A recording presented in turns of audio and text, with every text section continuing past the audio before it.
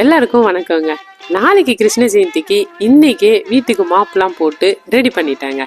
அதுக்கப்புறம் மா இலைலாம் உடைச்சிட்டு வந்து மா இலை தோரணமும் கட்டி முடிச்சிட்டேன்.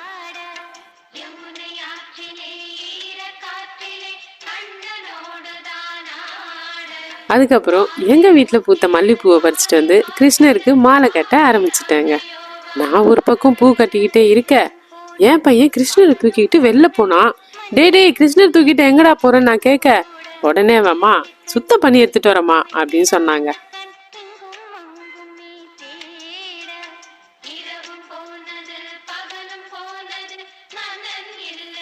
அதே மாதிரி நல்லபடியா சுத்தம் பண்ணி கிருஷ்ணரை வீட்டுக்குள்ள எடுத்துட்டு வந்துட்டான்.